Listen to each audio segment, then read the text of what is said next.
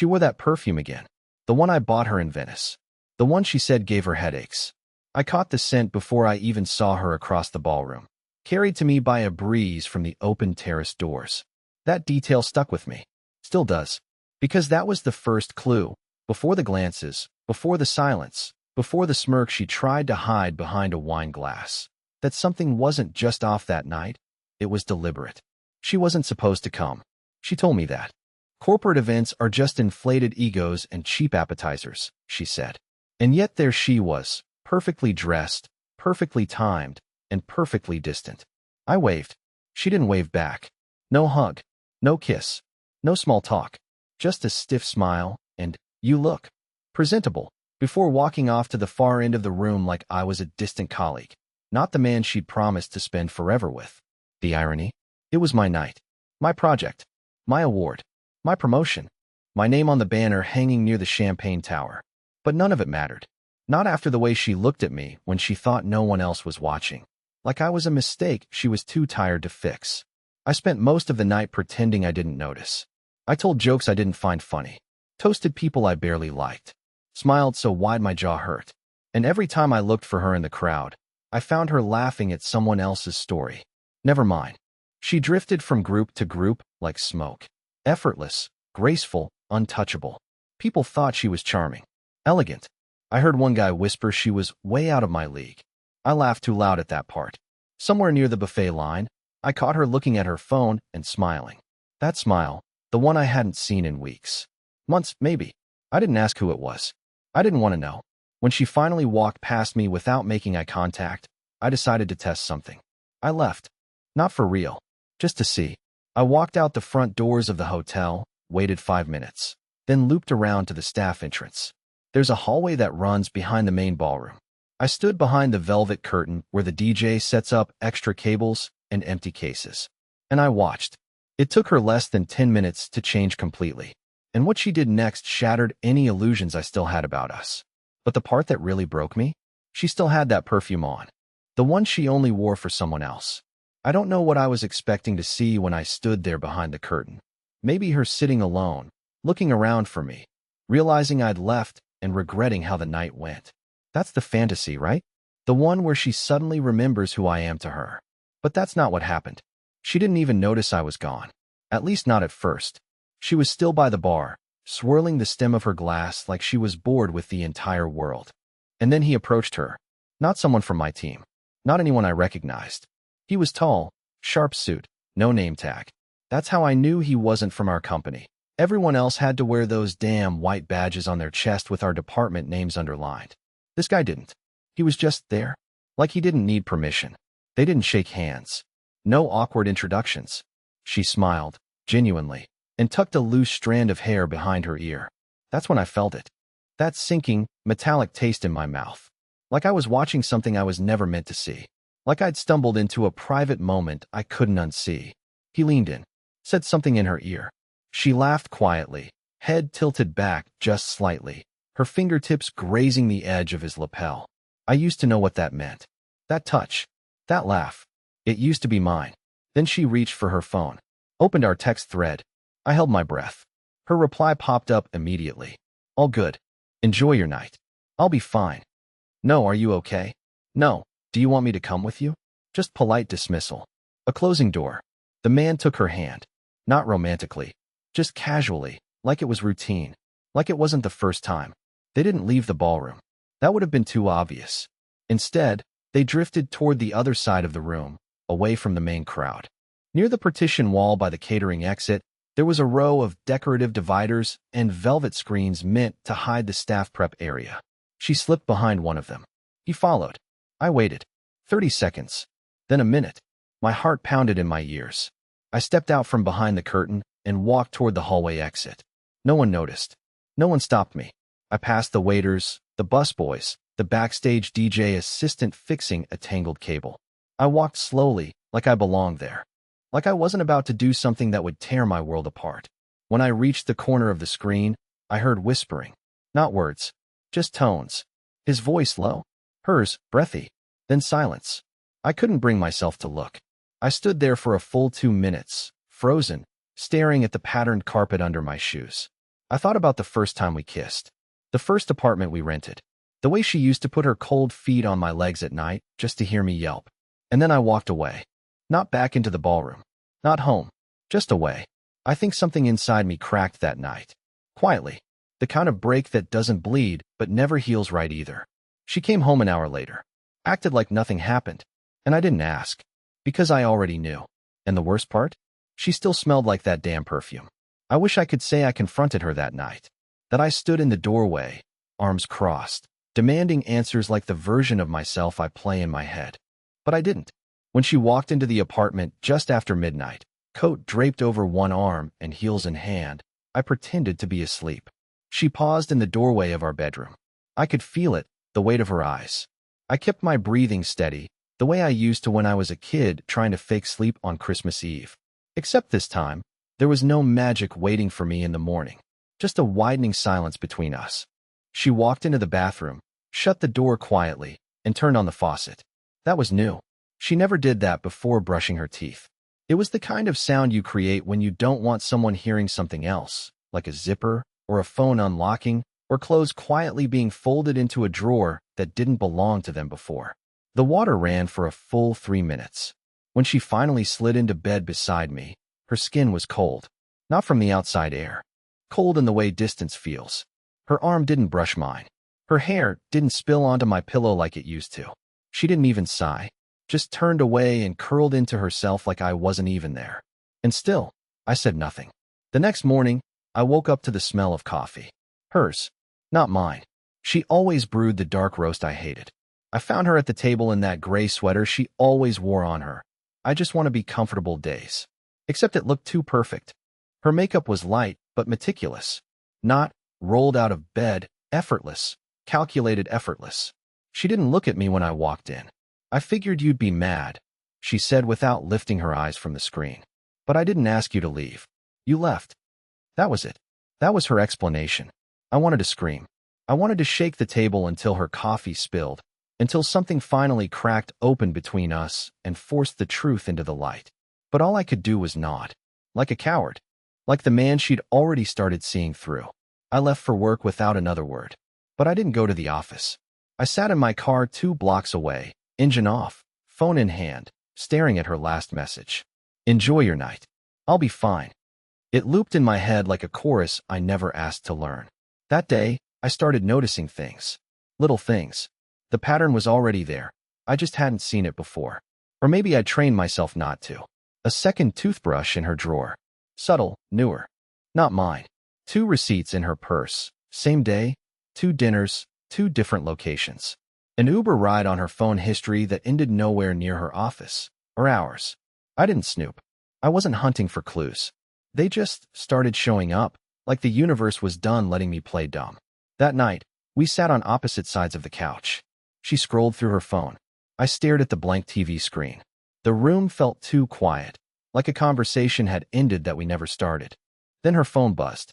She didn't check it right away, just turned it face down and casually got up to go to the kitchen. And that's when I saw the name. Not a contact name, a hotel name, and a room number. No emoji, no message, just 3 words. Same as before. My throat closed up. I didn't even know what emotion to land on. Rage? Grief? Panic? No, it wasn't any of those. It was relief. Because now I knew. I finally knew. And knowing meant I could do something. But first, I had to wait. Because people like her, they don't fall apart when you yell. They fall apart when they think you're still listening, but you already stopped caring. The hardest part wasn't knowing. It was pretending I didn't. That weekend, I acted like nothing had changed. I asked if she wanted to go to the farmer's market, like we used to. She said she had work to catch up on. I offered to pick up that almond croissant she used to crave. She said she was cutting back on sugar. Every word she spoke sounded like a carefully placed brick in a wall that was almost finished, one that separated her from me completely. But I kept smiling. I cooked dinner. Chicken piccata, her favorite. She barely touched it. Said it was too salty. It wasn't. I measured everything like a damn scientist, down to the last caper. I even opened that overpriced bottle of Chardonnay she once swore tasted like our honeymoon. She poured a glass and left it on the counter, untouched, while she took a phone call in the bedroom with the door half closed. It lasted 20 minutes. When she came out, she didn't explain who it was. Just said, "I need to be up early tomorrow." Sunday morning, she left before I woke up. I stood in the middle of the living room, barefoot, staring at her empty mug on the windowsill like it held answers. My mind kept going back to the text. Same as before. Same what? Same room. Same lie. Same stranger touching the parts of her that used to be mine. And the more I imagined it, the less I recognized her. But here's the thing people don't tell you about betrayal. It doesn't always look like screaming or slammed doors or dramatic breakdowns. Sometimes it's quiet. Sometimes it wears your clothes and sleeps in your bed and still kisses you on the forehead out of habit. And that's what makes it unbearable. By Tuesday, I had a plan. I didn't want revenge. Not yet. I wanted certainty. I needed to see it. Not just the aftermath, not just the signs. I needed to walk right up to the truth and look it in the eye. Because if I was going to burn my life to the ground, I needed to be sure there wasn't anything left in it worth saving. So I waited. I watched her routine. The late nights. The extra showers. The sudden change in phone habits. Always face down. Always on silent. Always with that fake work stress sigh when she turned away from me. And then Friday came. She wore the same emerald dress from the gala. Said she had a last-minute client meeting. "Don't wait up," she added, like it was a favor to me. She left at 7:12 p.m. At 7:26, I was in my car, engine running, watching from 2 blocks down. At 7:41, she pulled into the parking lot of the Winslow Hotel. Not a fancy place. Discreet. Tucked between 2 office buildings. The kind of hotel you don't book for luxury. You book it for secrecy. She didn't wait in the car. Didn't hesitate. She walked in like she knew the lobby. Like she'd done this before. I stayed outside, watching from the corner of the lot, hands shaking on the steering wheel. 8 minutes passed. Then 9. Then 10. And then I saw him. The same man from the gala. Taller than I remembered. Dark coat. Confident walk. No ring on his hand. He entered the hotel without looking around once. I knew what floor they were on. I knew the layout. I'd stayed there once on a business trip. The rooms were soundproof. The hallways were dim. Everything about that place was designed to keep things quiet. I didn't follow. I didn't need to. Instead, I sat there for 2 hours, staring at the windshield, thinking about every tiny moment in our marriage I had mistaken for love. Every compliment I thought was genuine. Every night I thought we were okay. Every sacrifice I made while she was planning her exit. By the time I drove home, I knew what I had to do. And the next morning, I did it with a smile. She came home Saturday afternoon like nothing had happened. Hair slightly tousled, makeup wiped clean but not too clean, the way it is when someone wants to look natural after being somewhere they shouldn't have been. She walked into the kitchen, dropped her bag on the counter, and let out a casual hey, like she'd just returned from the grocery store. I didn't look up from the newspaper I wasn't actually reading. She poured herself a glass of water, leaned against the sink, and asked how my night was. That was her little game, twisting the knife with polite indifference. I told her it was quiet. I told her I ordered takeout. I told her I slept early. All of it true. What I didn't tell her was that I knew she was in room 612 of the Winslow Hotel with the man from the gala while I was staring at the clock, calculating the exact moment she'd start to forget about me altogether. I asked her how her night was. She paused, just for a second. Most people wouldn't catch it. But I did. That blink of calculation, that flicker of delay while she rewrote the story in her head. Then came the script. It was fine. A little boring. Mostly catching up on reports. She took a sip of her water and left the kitchen without another word. That was the moment I realized something important. She wasn't lying because she felt guilty. She was lying because she thought I wasn't worth the truth. So I decided to give her something she'd never expect. A version of myself that agreed with her. I started being extra kind. Not the pathetic kind of kindness that begs for scraps of attention, but the eerie, unsettling kind that makes people wonder if you've lost your mind. I made dinner 3 nights in a row. Bought her favorite wine. Played her favorite records while she was in the bath. I even offered to help her pack for a fake, out-of-town client retreat she made up last minute. She didn't question it. Not once. Because people like her only start to panic when they think they're losing control, not when they already have it. Meanwhile, I was preparing everything. I backed up every receipt, every text, every time-stamped photo. I took screenshots of her ride history, saved surveillance stills from the hotel's publicly accessible camera stream. Even found a record of her guest check-in from a third-party site used for hotel loyalty points. I wasn't collecting evidence to confront her. I was building a blueprint for my escape. See, I had no interest in screaming matches or broken glass or tearful apologies made too late. I didn't want her to cry in the doorway, beg to stay, promise she'd change. I didn't want her to feel anything. I wanted her to experience silence, the kind that rots you from the inside out. So that week, I started fading from our life, bit by bit. I deleted myself from our shared accounts, moved my name off the lease, changed the password to my cloud storage, transferred funds to an account she didn't know existed. I didn't do it all at once. I wasn't reckless.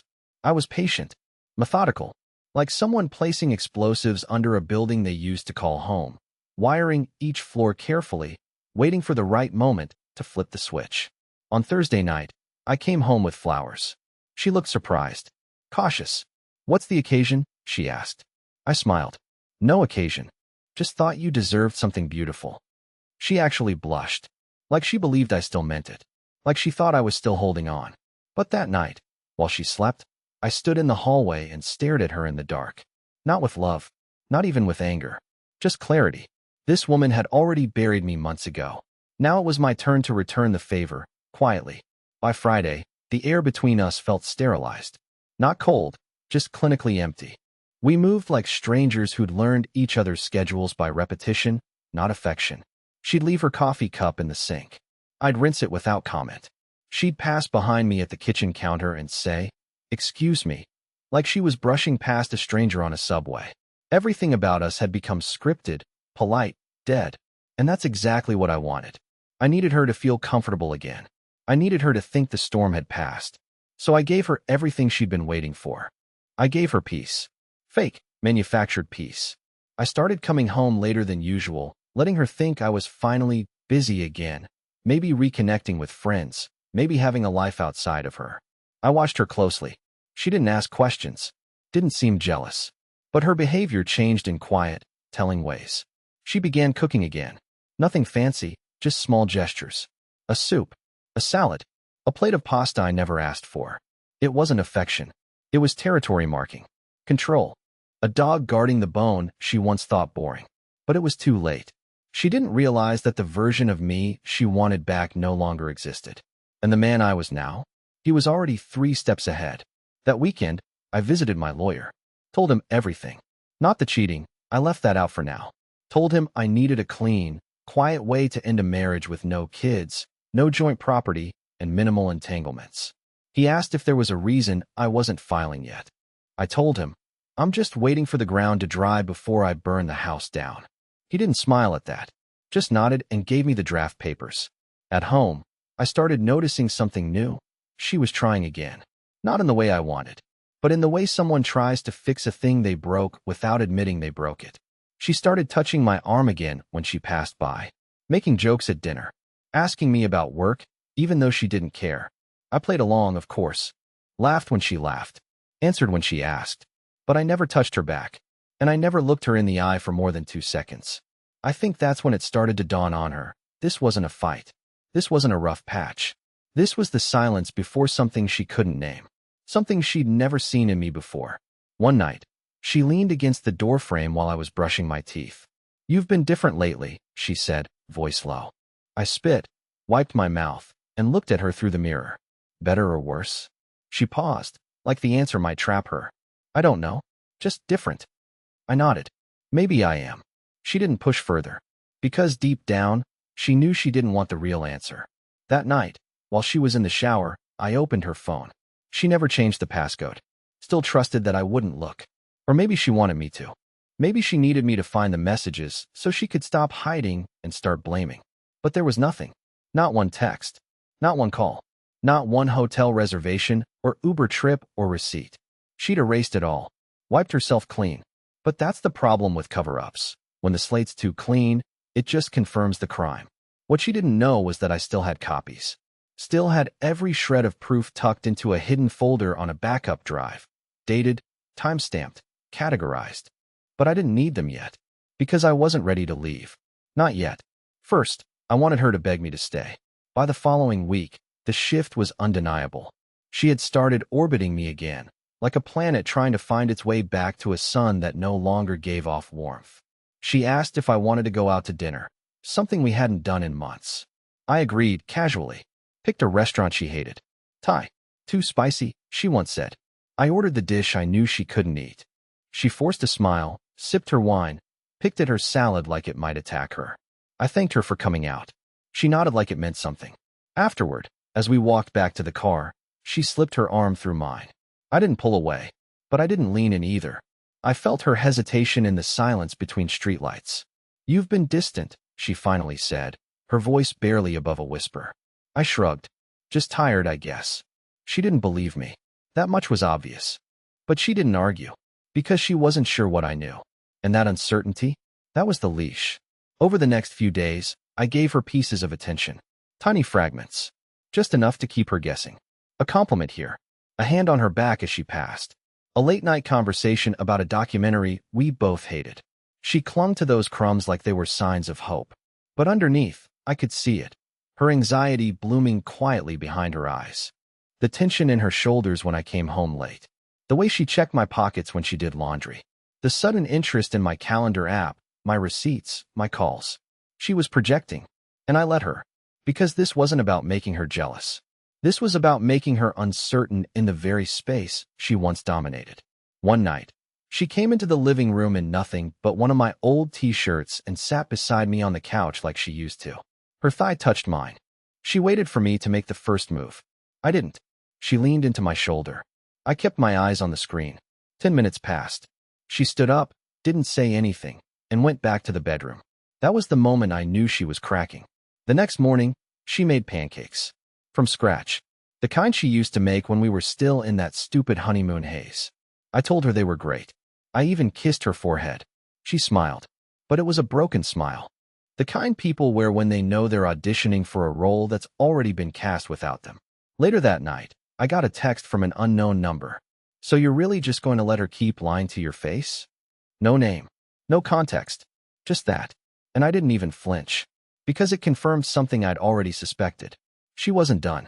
She thought she'd cleaned up the mess, but the mess had hands, and apparently, one of them had my number. I didn't respond. Instead, I left my phone face up on the table where I knew she'd see it. She did. Her eyes skimmed it and froze. But she didn't say a word. Just quietly picked up a dish and pretended she hadn't seen it. Her hands were shaking. That night, she waited in bed with the light on. I stayed in the living room until after midnight. When I finally crawled into bed, she rolled toward me. You okay? She asked. Of course, I whispered. Why wouldn't I be? She didn't sleep that night. I could feel it in the way her breathing never settled, the way she shifted under the covers every few minutes. She was unraveling, trying to hold her story together while the ground beneath her started to give. And I slept better than I had in months. Because by morning, she would realize. I wasn't just pulling away. I was preparing to disappear entirely. I woke up before she did. The sun had just started bleeding through the blinds, casting stripes across the hardwood floor like prison bars. But I didn't feel trapped anymore. Not that morning. I made coffee. 1 cup. Just for me. I didn't try to wake her. I didn't leave a note.